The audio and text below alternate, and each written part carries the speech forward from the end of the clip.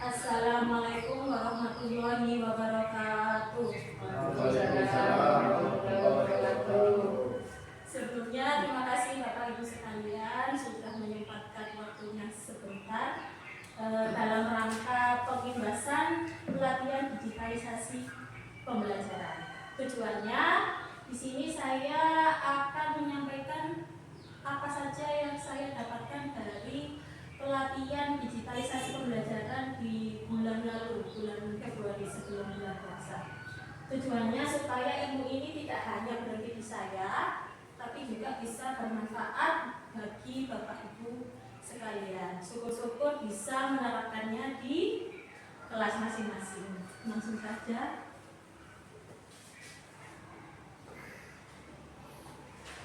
Baik, sebelum kita masuk ke materi pembahasan Bapak Ibu, di sini saya punya ice breaking sebentar. Bapak Ibu silakan diikuti ice breaking sesuai dengan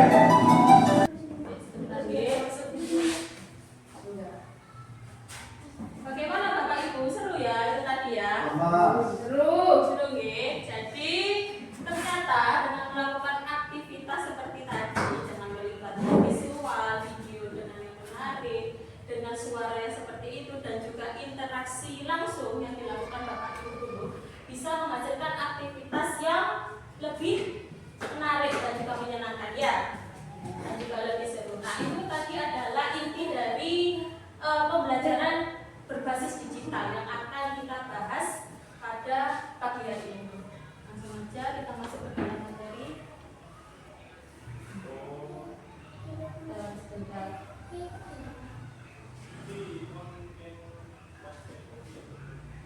Lanjut.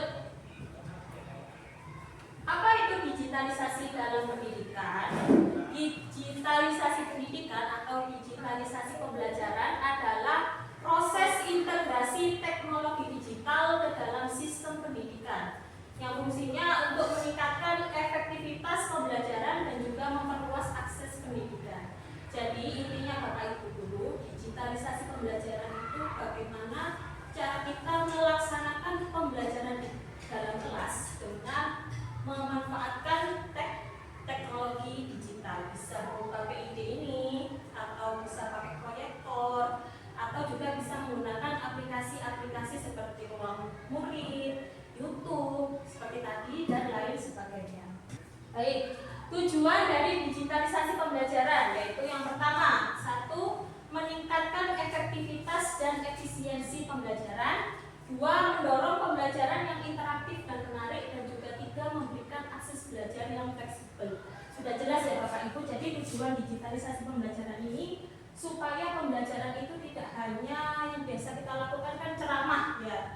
Akan lebih baik apabila pembelajaran ini kalau menggunakan teknologi akan lebih efektivitas, efisiensi, dan juga menyenangkan dan juga menarik. Kebijakan yang mendasari digitalisasi pembelajaran ada tiga. Kenapa sih ada digitalisasi pembelajaran? Yang pertama karena satu, karena sudah diterapkannya kurikulum merdeka. Dengan adanya kurikulum merdeka yaitu menekankan pembelajaran yang berdiferensiasi, merancang pemanfaatan teknologi untuk eksplorasi belajar. Jadi di dalam kurikulum merdeka, pembelajaran ini di dalam kelas bagaimana Bapak Ibu bisa memfasilitasi pembelajaran yang berdiferensiasi, pembelajaran yang bisa memfasilitasi segala macam bentuk gaya belajar siswa. Kadang siswa itu ada yang lebih ke visual, ada juga yang lebih ke kinestetik, mencoba langsung dan juga ada siswa yang lebih paham apabila diterangkan dengan audio visual. Dengan adanya teknologi seperti ini itu akan lebih mudah. Karena contoh ketika sampean menyalakan video atau menyalakan YouTube yang memakai video pembelajaran, itu pasti akan memfasilitasi semua gaya belajar anak, baik yang secara audio, secara visual ataupun secara audiovisual. Yaitu yang kedua, kebijakan yang mendasari tentang adanya digitalisasi pembelajaran ini, yaitu adanya Permendikbud yang terkait. Di dalam Permendikbud yang baru yaitu ditekankan bahwa pembelajaran di dalam kelas guru diharuskan melakukan transformasi digital. Transformasi digital itu apa? Yaitu tadi pembelajaran tidak hanya sekedar pakai buku, tapi juga memanfaatkan bisa pakai media atau sumber belajar digital. Bisa pakai PID atau buku digital ataupun PPT, video dan juga platform-platform yang lain. Dan yang ketiga yaitu program Kemendikbud. Terutama kemarin di tahun 2025 setiap sekolah dari program Kemendikbud ini mendapatkan bantuan 3. Ada laptop, HDD eksternal dan juga PID atau papan interaktif digital. Ini fungsinya tidak hanya disimpan di dalam kantor Bapak Ibu guru, tapi diharapkan dari pemerintah Bapak Ibu guru bisa memanfaatkannya dalam proses pelajaran. Boleh pakai laptopnya, boleh pakai hard disk eksternalnya ataupun pakai PID ini atau papan interaktif digital. Lanjut, pengoperasian PID atau pengoperasian papan interaktif digital. Nah, Bapak Ibu di dalam mengoperasikan TV besar ini bagaimana caranya? Sebenarnya sudah dibekali oleh TV ini. Di dalam TV ini ada aplikasi panduan penggunaan yang bisa Bapak Ibu simak bagaimana cara menyalakan TV-nya sampai cara mematikan dan juga mengoperasikan papan interaktif digital ini. Nanti kita juga akan praktek menulis menggunakan PID dan juga menggunakan tools pada PID. Langsung saja kita simak bersama panduan penggunaan PID. Sebelum menyalakan perangkat ini, pastikan bahwa kabel power sudah terpasang dengan baik dan benar, dan kemudian kita bisa menekan tombol power yang ada di sebelah kanan bawah. Lampu indikator merah menandakan bahwa perangkat ini dalam posisi standby. Tombol indikator berwarna biru menandakan bahwa perangkat sudah dalam keadaan menyala. Dalam keadaan perangkat menyala, jika kita tekan tombol power 1 kali, akan mematikan layar. Dan layar bisa kita nyalakan kembali dengan menyentuh di bagian manapun dari layar atau menekan tombol power sekali. Kita bisa mengakses aplikasi whiteboard dari menu ini. Dan kita bisa melakukan anotasi di sini. Di aplikasi ini kita bisa menggunakan pen yang telah disediakan. Begitupun juga bisa menggunakan jari. Ada beberapa pilihan menu di bawah dan di sini. Yang pertama dari video panduan penggunaan tadi adalah cara menyalakan dan juga mematikan PID. Bagaimana tadi cara menyalakannya? Pencet tombol power. Dipencet tombol power ya sampai layarnya menyala. Cara mematikannya? Pencet lagi tombol powernya 1 kali. Cara mematikannya bisa seperti ini. Lalu ini Matikan. praktek mematikan PID. Tadi bagaimana ya caranya? Praktek mematikan PID. Kita tarik layar atas. Baik, lalu Kemudian ini tekan sudah stop. on. Lalu tinggal tekan. Matikan. Nah, oke, baik. Sudah bisa nih Bapak masukin. Alhamdulillah. Kesalahan Bapak Ibu guru. Saya bisa merespon. Lalu selanjutnya Bapak Ibu guru kita akan belajar mengoperasikan whiteboard atau papan interaktif digitalnya. Itu ada di aplikasi papan tulis. Kita klik. Wih. Nah ini ada pilihan sikat untuk menulis. Lalu ada stabilo untuk menulis dengan efek stabilo. Lalu ada tadi tuh pilih garis ini papan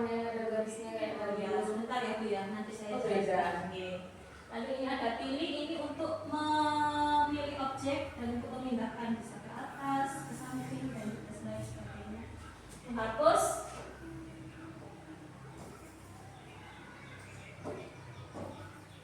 Atau juga bisa menggunakan 5 jari. Ini baju. Lalu bisa juga menggunakan nih untuk memasukkan foto dari web. Nah, contoh kita mau memasukkan gambar bunga ini. Nah, angkat ke layar.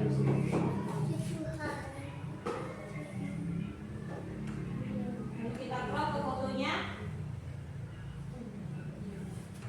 Nah, klik centang, fotonya akan masuk ke dalam layar. Kalau mau berbesar, mau berbesar. Nah, satu bagian apa ini? Lopa. Ini biasanya digunakan untuk pelajaran di IPA. Kalau penggaris yang kaki untuk pelajaran matematika. Contoh nomor 2, Taman Sari. Lalu ini adalah tombol untuk undo, menghapus sebelumnya. Atau ini redo, mengembalikan dari undo. Ini adalah menunjukkan halamannya. Ini halaman 1. Kalau mau menambahkan halaman lagi bisa halaman 2. Tanpa menghapus halaman yang ke-1. Halaman ke-1-nya masih ada. Dan ini halaman 2. Di sini ada pilihan papan tulis, bisa whiteboard kosong seperti ini. Ini kotak-kotak biasanya untuk pelajaran kelas atas matematika tentang koordinat atau bangun data ya.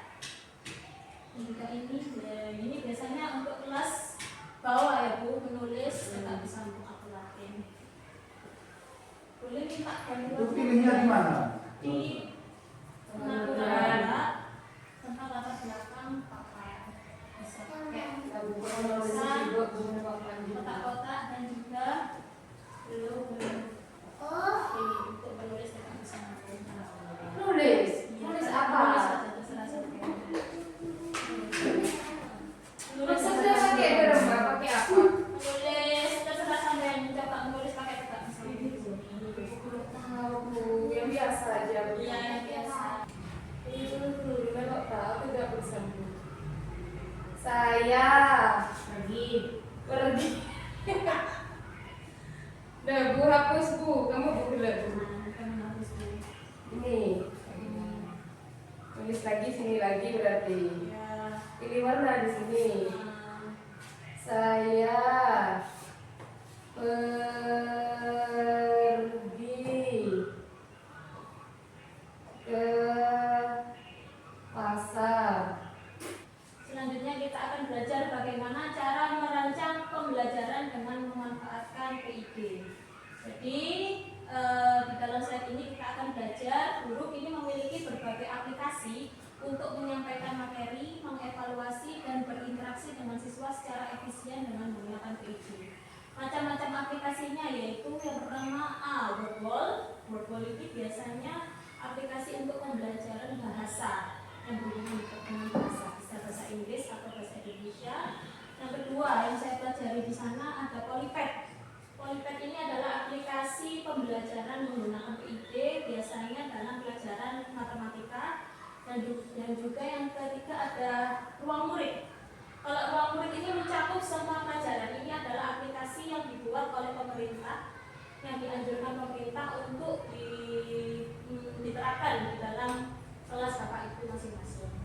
Jadi di dalam slide ini kita belajar bagaimana sih cara menggunakan PID ini digabungkan dengan dalam proses pembelajaran kita dan juga asesmen pembelajaran. Jadi dengan menggunakan PID ini bisa kita manfaatkan saat proses pembelajaran dan juga saat melaksanakan asesmen bersama siswa. Langsung aja aplikasinya yang pertama kita pakai Wordwall. Kita pakai contoh sederhana ya Bapak Ibu, langsung aja masuk. Nah ini ada banyak sekali pilihannya, ada match up, menjodohkan, tulis, flashcard dan lain sebagainya. Kita cobain menjodohkan saja.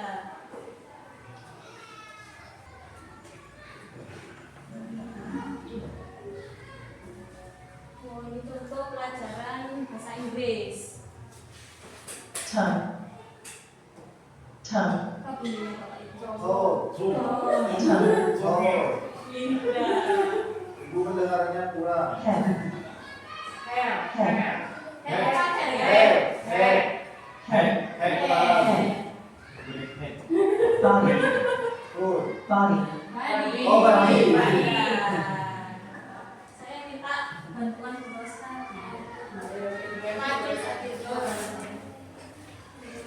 arms, arms, foot, foot,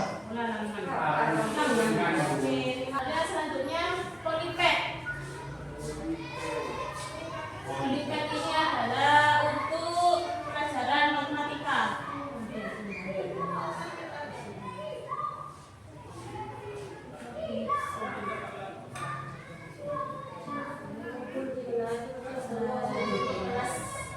Kelas bawah, kelas atas bisa. Ini pelajaran matematika ya, bisa. Buat siku-siku nggih. Terus salah. Itu bunyinya bu. Si. Minggir.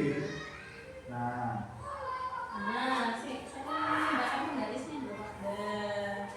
Ini sudah jadi sudut siku. Dapat belajar.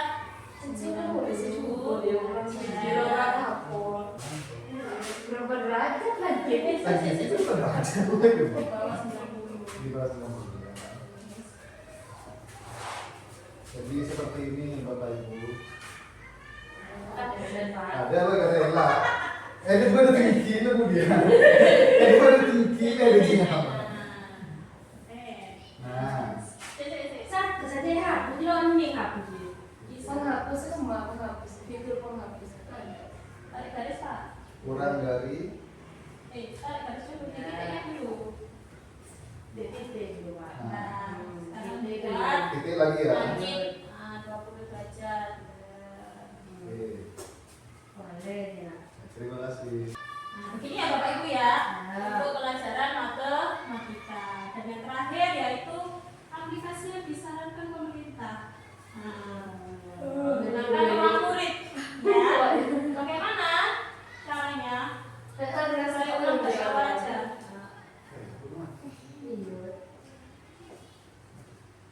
Saya ulangi dari awal ya. Nah, dari sini ya. Nanti kalau kita search di Google ruang murid, kita tinggal klik. Nah, kalau Bapak Ibu sudah punya akun ID Belajar, bisa mengakses ini. Pakai akun pribadi.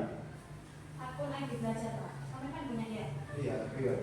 Ya. Lengkap, apa yang Jangan pakai akun masuk? saya. Kalau pakai aplikasi orang nggak apa-apa.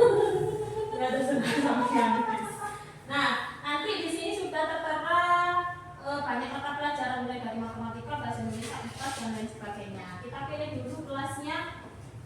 Nah, kelas yang mudah saja ya Bapak Ibu untuk kelas 1. Yes, langsung mulai eksplorasi. Nah, kita bisa milih mata pelajarannya di sini. Jenisnya di sini ada interaktif, ada game, ada video. Saya memilih game edukasi aja karena yang menarik itu Ya. game warnanya ya. Kita kasih contoh satu aplikasi. Lagi beli dulu. Jangan halengin Bu. Oh ya. Kita coba satu aplikasi. Ini yang saya Selamat buat datang di adalah Jalan Raya. aplikasi Di di Kabupaten ruang murid Bandung pelajaran Bagian seni, Selatan, pelajaran warna. Ada ya Bu ya pelajaran dan warna. dapat mengenali warna di sekitarmu. Silakan pilih salah satu judul yang tersedia. Sudah tertera semua, mulai dari tujuan pembelajaran, materinya, sampai bermain, interaksi bersama siswa dan juga latihannya sebagai asesmen. Contoh mulai dari tujuan. Setelah mengikuti petualangan ini, kamu diharapkan dapat menjelaskan jenis-jenis warna, mengelompokkan warna, dan mengenali warna-warna di lingkungan sekitar. Nah, sudah ada tujuan pembelajarannya dan sudah dijelaskan. Nanti Bapak Ibu bisa langsung hanya menambahkan saja yang kurang. Lalu lanjut. Silakan pilih salah satu. Ayo cari tahu apa itu warna dan apa saja jenisnya. Biasanya materinya sederhana dan sedikit ya Bu ya. Bab 1, Warna apa adalah itu kesan yang warna? didapatkan oleh mata dari cahaya yang dipantulkan oleh benda-benda yang dikenalnya. Warna adalah kesan yang didapatkan bla bla bla bla bla. Pilihlah benda-benda yang berwarna. Mana yang berwarna? Ini contoh merah. Ayo cari tahu apa itu warna dan apa saja jenisnya. Jenis warna. Warna apa ya yang Biru. Iya, ya, betul. Oh, betul. Lanjut. Gambar mana yang biasanya warna merah? Strawberry. Strawberry.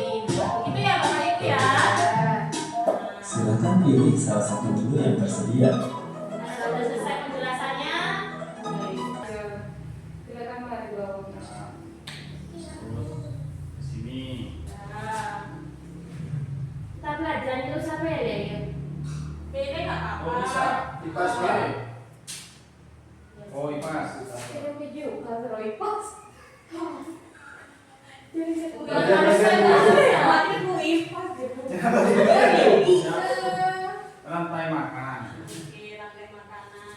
Ayo lah, kita tanya. Oh, Kita video. Oh, video. Jangan video, cari yang game atau interaktif aja. Coba Pak, santai. Nah, gitu. Oh, di sini juga ada petunjuknya, tujuan lengkap ya, Bapak Ibu ya. Ya. Videonya jangan Oke, langsung langsung aja latihan. latihan. Langsung latihan. Game aja latihan, game latihan.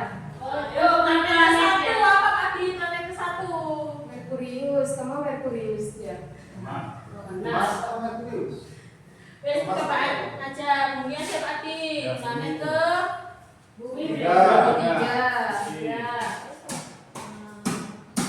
Tuh, supaya yang paling jauh itu. pinternya gitu ya. Pluto. Seperti itu ya Bapak Ibu ya.